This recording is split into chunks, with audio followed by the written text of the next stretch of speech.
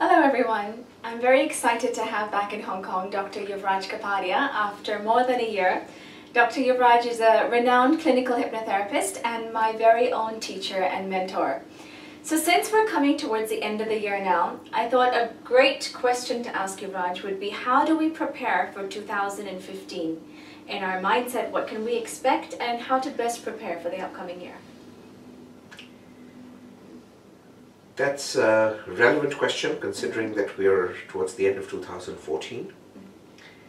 And it also comes at a time of great change in the way we understand life, the way we understand the world, and probably even the way in which we understand ourselves.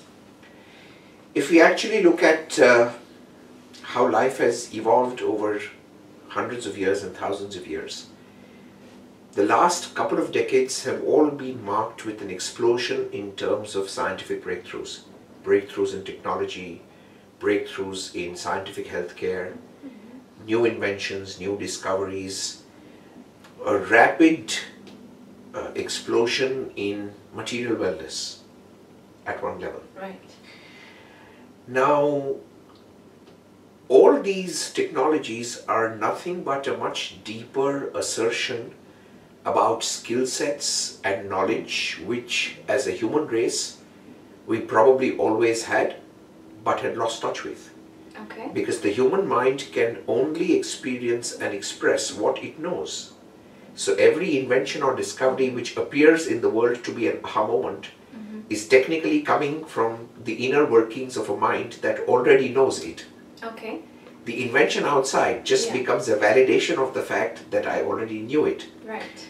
The big difference now is that people are beginning to understand that perhaps they already know it and seem to have forgotten about it. Okay. Which then explains this huge surge of New Age movements that are completely focused on bringing back that awareness, that knowledge, and that understanding to the human system and psyche that they already know it, and it's just a question of bringing all of it back from where they've forgotten it or where they've lost it. Okay. So if that is the theme of where we're all going now, all it would probably take us to focus on as we come into 2015 is to be aware beyond doubt that everything that we're seeing outside of us is because at an inner level we already know it. So if the outside of us has the power to disturb us, well, if it doesn't and it's all great, it's fantastic, enjoy the ride.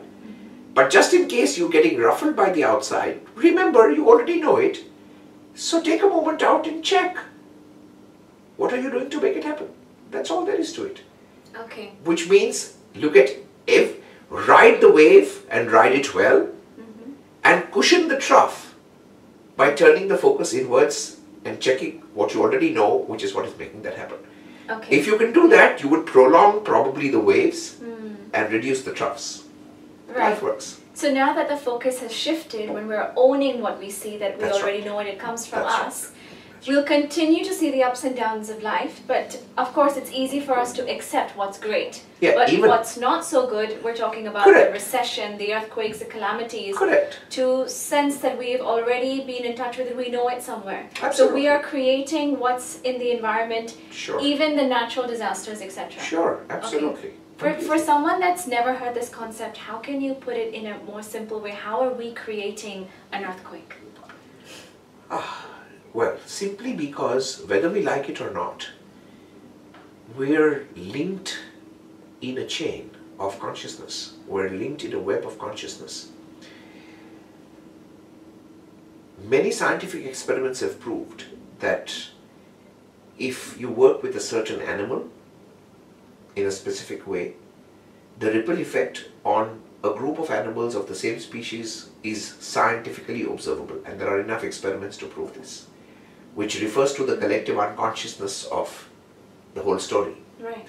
Now that we've become human, we've become a little more aware of our individual existence, but at no point of time does that still take away from the fundamental matrix that's linking all of us. And it is that matrix that does the job.